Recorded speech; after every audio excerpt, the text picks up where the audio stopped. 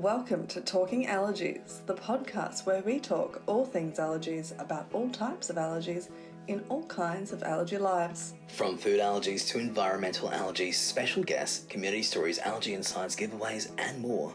This is your allergy podcast for all things allergies. Hi, Melrick. Hi, Grace, and welcome to another episode of Talking Allergies.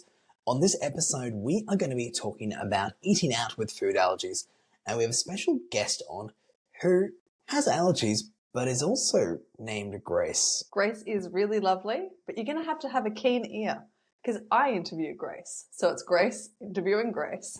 Well, I will definitely keep my keen ear on for later in this episode, but let's get right into it and let's talk a little bit about eating out with food allergies. And if you have food allergies or you look after someone that does, when it comes to eating out with food allergies, you're always looking at ways to navigate around the risks that are involved in eating out with food allergies, but also looking at ways that you can not just communicate it, but also keep yourself safer if you do go out there. Oh, exactly. It's such an important topic, but also so lovely when people do actually cater and you can eat out with food allergies. 100%. You know, if someone caters for you, it's fantastic, and it's always great to show the appreciation if you thank them or whatever, maybe give them an extra tip if that's the sort of the system they've got. And wherever you go, you know, show your support and share that love so they can pass it on to the next person as well that has food allergies. Do you know how nice it is every time that someone does actually cater?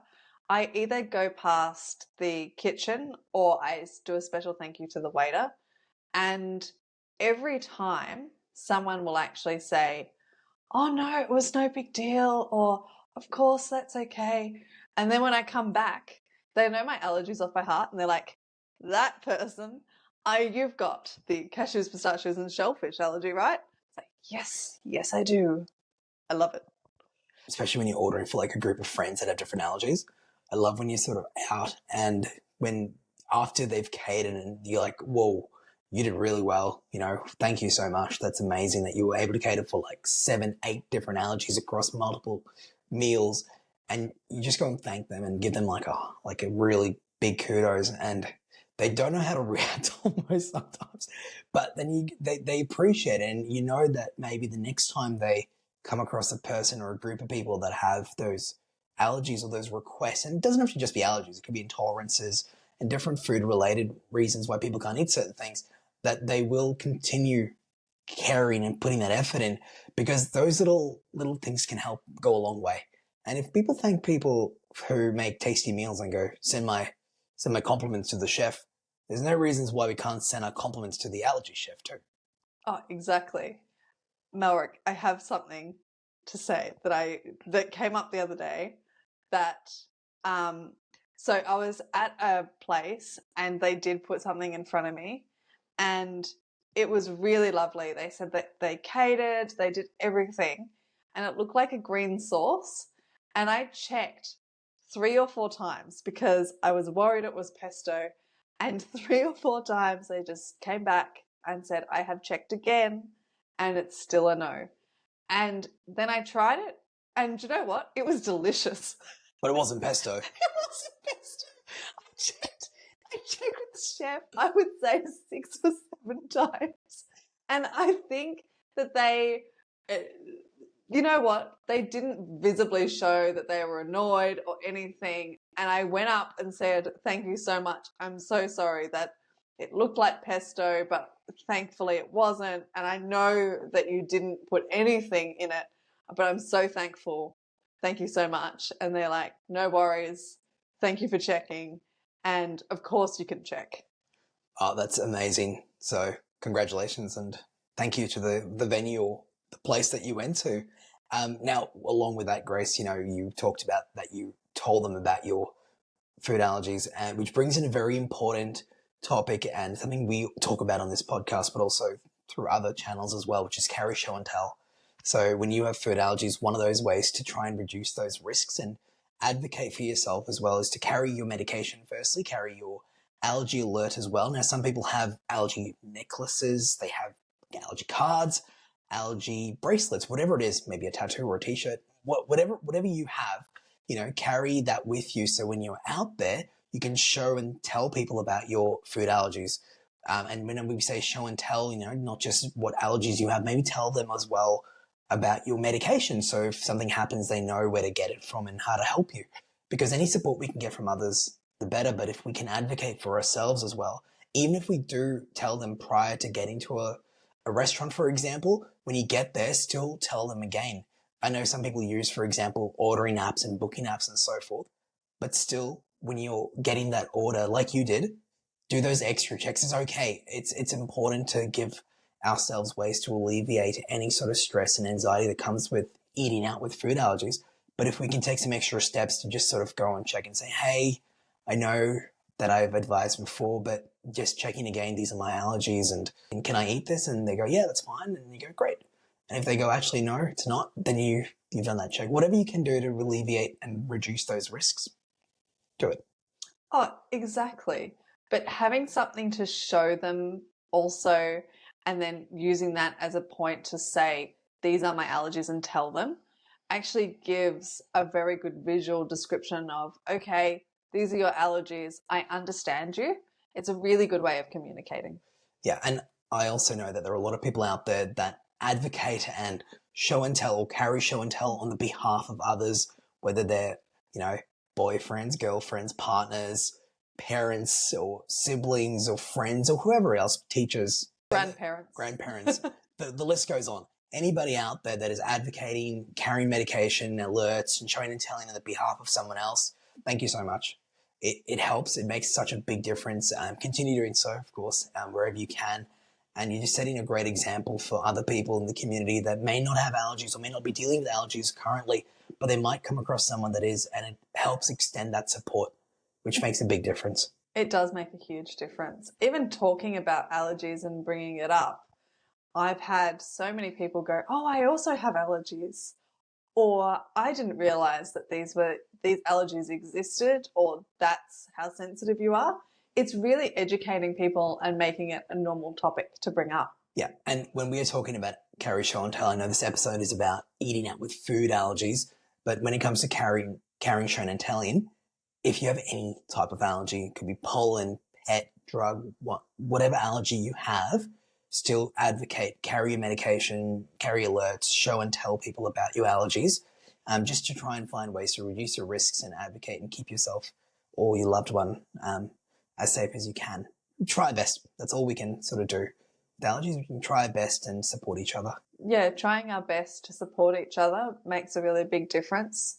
That it's not just on the person that has allergies, but also the people around them will also look after them too. Yeah. I guess now is a good time, Grace, to get right into the guest on this Talking Allergies episode, who is an allergy influencer, also called Grace, and is someone that shares a lot of her experiences on social media, traveling, eating out, and doing a lot of things with her food allergies, which is amazing to see. And it's a great bit of awareness and advocacy for others to follow as well. She's fantastic and really, really lovely. And I just am really happy that she is showing where she's eating and what she's doing. I think it's fantastic. Wonderful. Well, I can't wait anymore. Let's tune right in. Hi, Grace, and welcome to Talking Allergies. Thank you for being here. Thank you so much for having me. I'm so excited to be here. Grace, can you tell us a little bit about you and about the allergies that you have? Yeah, so my name's Grace. I'm 23 years old. I live in Sydney, Australia, and I am anaphylactic to dairy, eggs, sesame, tree nuts, except I can have almonds and macadamia nuts. I'm also anaphylactic to kiwi fruit and some seafood, so I can have tuna, salmon, whitefish, octopus, and prawns. And I also have some environmental allergies, so like dust and pollen and dogs and cats. Thank you so much for sharing. When did you first learn you had allergies? I found out when I was a baby, so I don't remember it myself, but from what my parents have told me, I was about 7 months and they were trying to feed me yogurt, so dairy, for the first time. And after having a spoon of that, I broke out into a reaction straight away. So they took me to the hospital, and that's when they confirmed there was an anaphylactic reaction. So they gave me the EpiPen, and but yeah, that's the story of how I found out. Thank you so much for sharing. That sounds like a really big reaction, an anaphylactic reaction. Yeah, definitely wasn't the easiest way to find out I have allergies. So I had to find out the hard way, and it would have been very stressful for my parents. They've never had to deal with anaphylaxis before, so this was all a brand new experience for them. So yeah, it would have been extremely confronting them seeing that for the first time. As you were a baby, were there day-to-day life changes that were made for them? Or you don't know because you were a baby? I mean, I don't remember, but from what they've told me, definitely had to change a lot in their life. Pretty much all of the foods that I was allergic to, they stopped eating because it was just too hard to, living with me every day and then touching me. And if they'd eaten something I was allergic to, it was just too risky. So yeah, I had to kind of change their diet and make sure there was no foods that I was allergic to in the house. So yeah, definitely a lot that they had to change, and everyone in my family as well. Like if they were seeing me that day, if they'd eaten something I was allergic to make sure they washed their hands and washed everything, so I wouldn't have a reaction. They sound like they've done a great job in managing your day-to-day. Oh yeah, 100%. They've done so much for me, and since I've had it since I was a baby, I don't really know anything different for me, but for them, obviously changed their lives completely, and they've done so much to help me manage it as a kid. So now that I'm an adult, it's all just second nature to me, and everything that they used to do, I know, just do it for myself now. So it all comes pretty easily to me now how to manage and handle it all. Do you have any tips, or how do you manage day-to-day living with allergies? I guess at the moment, day to day, I always make and prepare my own food at home and bring it out with me wherever I'm going. If I'm going to work or out for the day, I always just bring my own food. Whenever I'm buying anything from the shops, always checking the ingredients on everything, even if it's a brand that I've used multiple times, like ingredients change all the time. So checking all the ingredients there. Eating out is something that's new that I've started doing. But yeah, until before that, it was just always bring my own food everywhere. And even if I do go out eat somewhere, I always bring some of my own safe snacks as a backup in case I can't eat or there's not as much to eat as I was expecting. That's amazing that you're going out to eat now as well. How did you build up that courage? Took a long time. When I was a kid, I never ate out anywhere. I only ate things that my mum or my dad or my grandparents made for me. That was all that I ever did. I guess as I got older and my friends wanted to start going out more and eating out, that was something that I wanted to start doing as well. So I kind of got the confidence with the help of my parents for the first few times. They found this restaurant, it's called Silver's, that they thought would be okay for me to eat there. So we spoke to the manager there and explained my allergies, and they were amazing. They talked us through like the entire menu, how they prepare everything, like cross-contaminations, what they would recommend we could eat, what they could do for us. So that was the first place we ever ate out as a family, and that was only a few years ago now, and they were incredible. So I've had so many like positive experiences going and eating there that's kind of helped me grow my confidence in eating out, and then I've become more willing to branch out and try new places since then. That's amazing. I love that you went out as a family and did all the checks beforehand. Yeah, it was a long conversation, and they were just so amazing that walking us through like the entire process of how they prepare everything. Like they completely understood allergies and like knew cross-contamination was a risk and all of that. And to this day, every time we go there, the manager himself will always serve us every single time. He'll make sure he comes up to us to take our order, and it just like puts us at so much ease knowing like it's the same person every time and he knows us, knows our allergies, and yeah, it's amazing.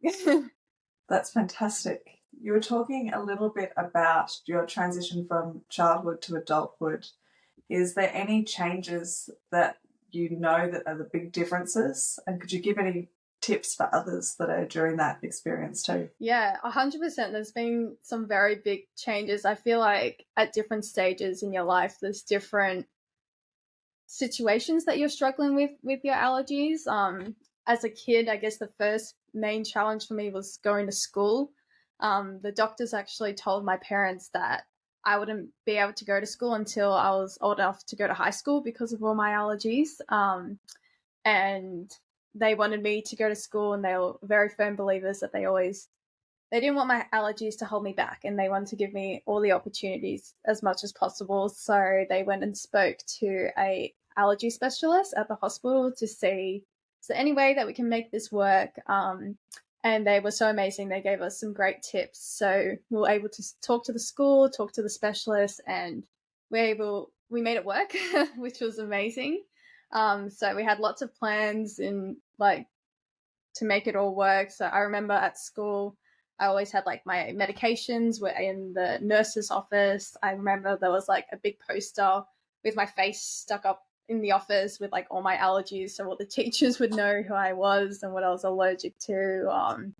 I'd have to take antihistamines before school every day, and I was allergic to carpet, so I couldn't sit on the floor with the other kids, and so I had a mat that I would carry around with me so I could still sit on the floor with everyone else. So there's a lot of challenges to get there, but we made it work in the end. And that was kind of the first, I guess, stage of my life where we had to face lots of struggles with my allergies.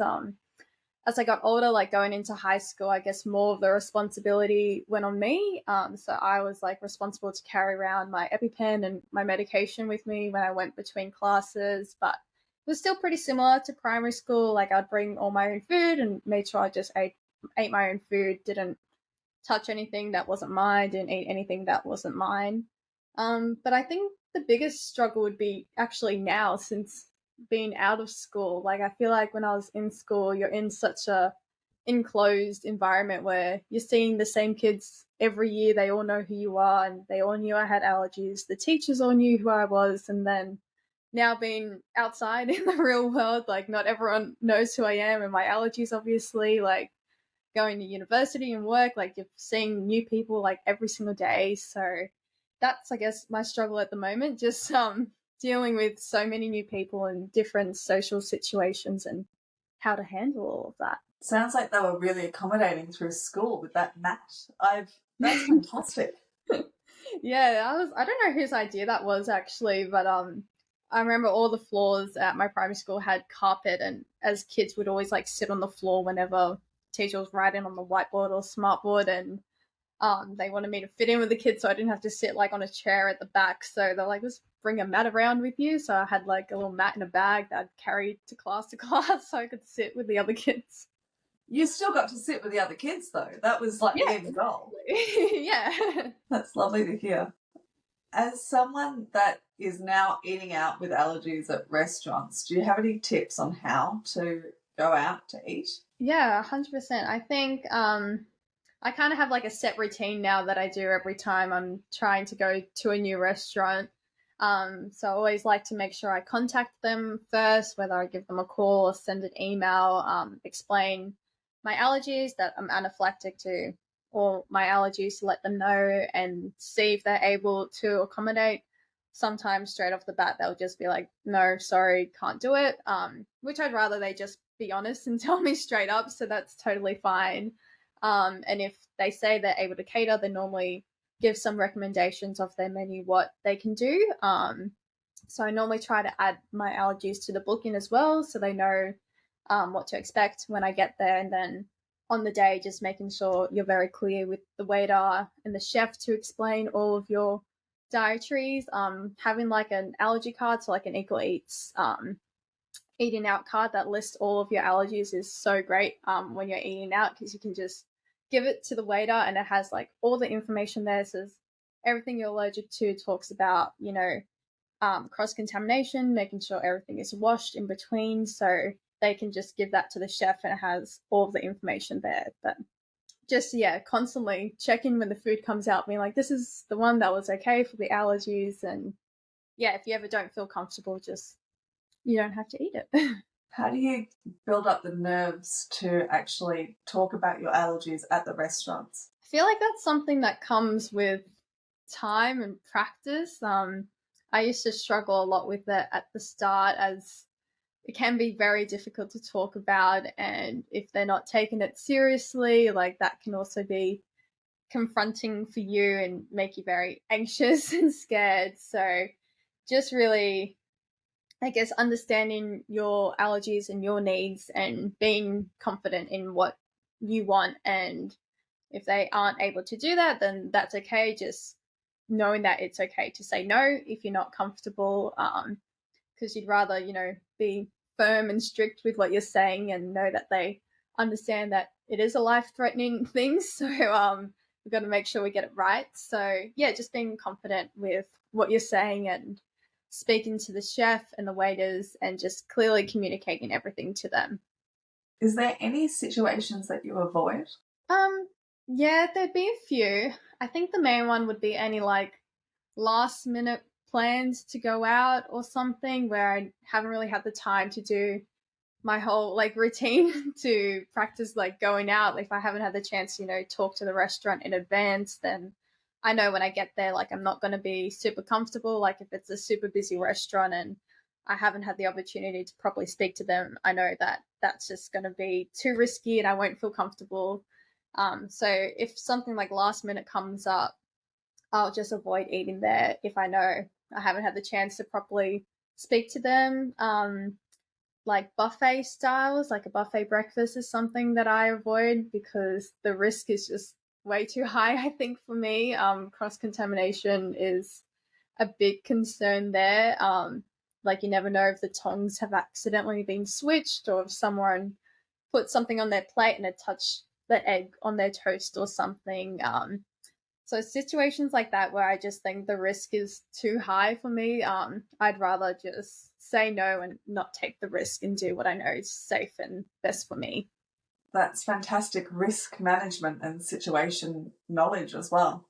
Yeah, 100%. I think it comes with time and, practice and going out to different places, but I feel like I'm able to recognize when something is too risky for me. If I go to a certain cafe and I can see that the kitchen's tiny, so they're obviously sharing equipment amongst all the different things they're making, then I know I'd rather just avoid that because they probably can't do separate, cooking utensils for the different dishes they're making. So something that comes with time and you can identify those things that you want to avoid. That's great. Thanks, Grace.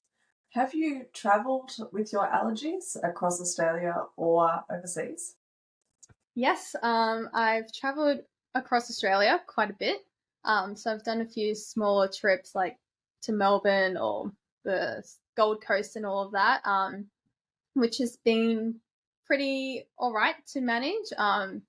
Everything's in English, all the brands and the shopping centres are all the same, so everything is familiar. I often would pre-prepare a lot of the dishes that I'm going to eat, so I can just heat it up in a microwave when I get there. So that's super easy to do. I also will bring all of my cooking utensils with me if I'm going to cook there. This is just something that makes me feel a lot more at ease, knowing that the pans and the utensils I've brought haven't touched anything that I'm allergic to in the past. Obviously, when you're traveling, you don't have the comforts of being at your own home, in your own kitchen. So doing whatever I can to make myself feel most comfortable is what I always try to do. I've brought my toaster with me. It's traveled across Australia a few times. So bread is something that I always get worried about because some bread has milk in it and there's seeded bread, and if that's been in the toaster before, you don't know. So I'd rather just bring my own that I know has only the bread that I can eat in it. And recently, last year, I traveled to Europe. I traveled there by myself for the first time, which was huge for me. I was extremely nervous about that. So yeah, that was a big trip for me. How did it go? No, yeah, it was really good. There was a lot of preparation and planning that went into it before I left. So I did a lot of research before going there.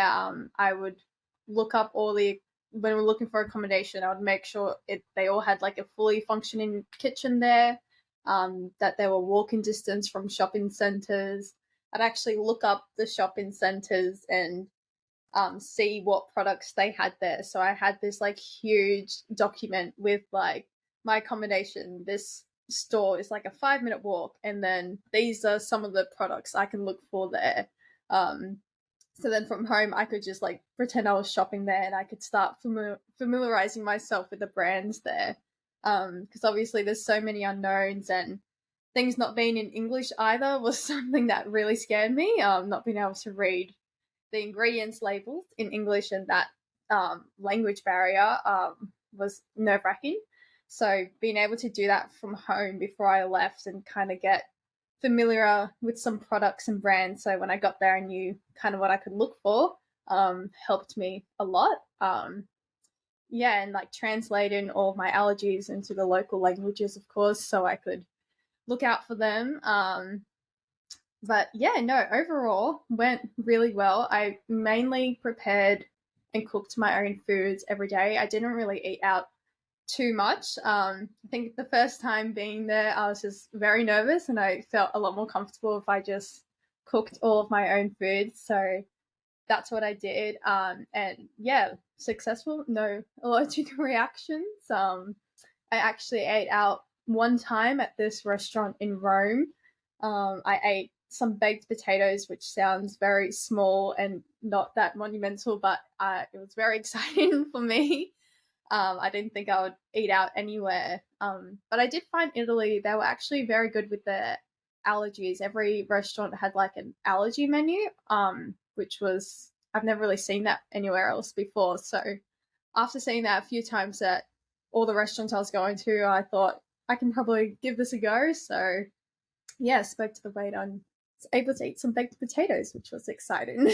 That's amazing. That's amazing that you ate out overseas in a restaurant that didn't have English or wasn't. Yeah, 100%. I didn't expect to do that at all. But I guess when I was there in the moment and seeing all the like precautions they had in place for allergies, I was like, I haven't even really seen this in Australia. So I was like, this is amazing to see. And I was like, I'll just talk to the waiters and see what it's like. And if I don't feel comfortable, I don't have to order. But they were so amazing. And I had like my cards in Italian and in English, so I can kind of give it to them, even though they all pretty much spoke English, which made it a lot easier.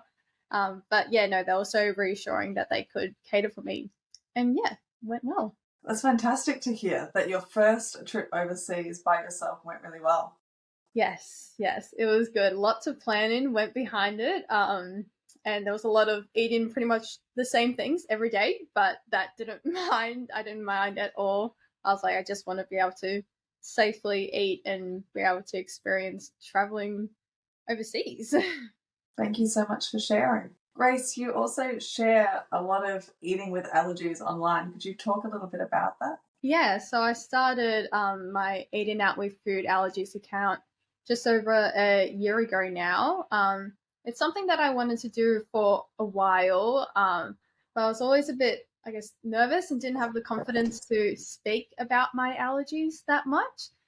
I never really liked talking about my allergies when I was a kid growing up. I always felt like it was something that made me different and feel like alone compared to everyone else. So I didn't like when I had to bring it up and speak to people about it. And I just had a lot of negative emotions towards my allergies.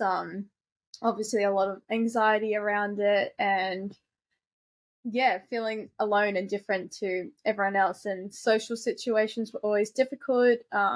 So I kind of wanted to create a platform that spread positivity and was a positive outlook on allergies, and I guess inspire other people to look at the positives of allergies and all the things you can still do even if you do have allergies. Because if I saw someone doing what I'm doing when I was younger, that would have inspired me to feel less alone, and that there's so much I can actually achieve with allergies, which I never thought I would have been able to before. So yeah, I just wanted to create a positive platform to share and document all my experiences with everything allergies, and hopefully inspire a couple of people along the way, and just create a real positive community where we can all talk together about allergies and help each other along the way to feel less alone. For the people out there that would like to know how to follow you, could you tell them the handle?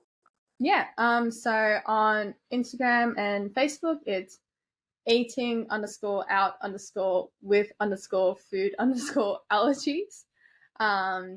I do also have a TikTok account, and that handle is eating with food allergies, all in one, no space. What have you been most proud of that you've been able to accomplish with your allergies? I think the thing I was most proud of is creating the Eating Out with Food Allergies platform.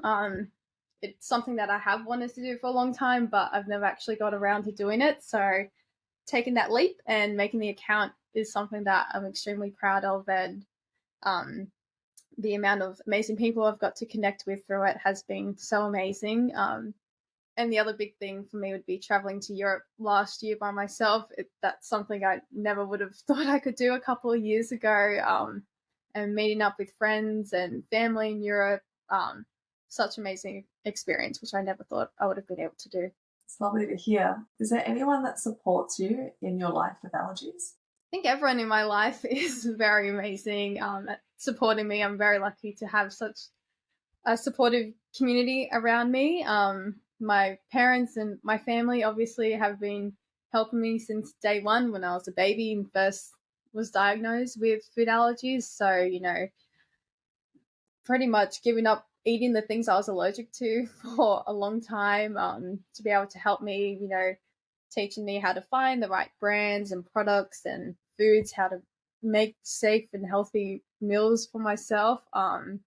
They've done so much to teach me how to manage and handle my allergies. So now that I'm an adult, I can confidently do it by myself. And it's all just second nature to me because they've done it for me my entire life. And also my friends, I have such an amazing group of friends who we've been friends since like high school, most of them. So they've grown up with me and all my allergies and know how to handle all of that. Like even when we traveled to Europe last year, every time we're looking at accommodation, they'd send through the Airbnb and also be like, by the way, it has a full kitchen and it's a 5-minute walk from the grocery store. They know all the things to look out for when we're traveling. So having them be so supportive and always willing to, accommodate whatever restaurant I want to go to, they're happy to go there, has been so amazing. And my boyfriend as well has been so supportive. Whenever we go out to eat, he always will help me, speak to the staff to make sure everything's communicated well. I have like a little allergy safe area in his house with my own snacks there and my own toaster. So I know there's always going to be some safe food for me to eat there. But yeah, and I guess everyone who I drag along to try new restaurants and cafes with me, everyone's always so willing and excited to come with me. Obviously, it's something I've never really been able to do with people in my life before. So whether it's my family, my boyfriend, or my friends, they're all always so excited to try new places with me. That's so lovely. I love the allergy area that's all safe for allergies. Yeah. It's a little area where I have like all my snacks, so I know there's always going to be something I can eat there. I thought they're also going out to the new restaurants. That sounds fantastic. Yeah, no, it's so great to be able to do it with everyone in my life.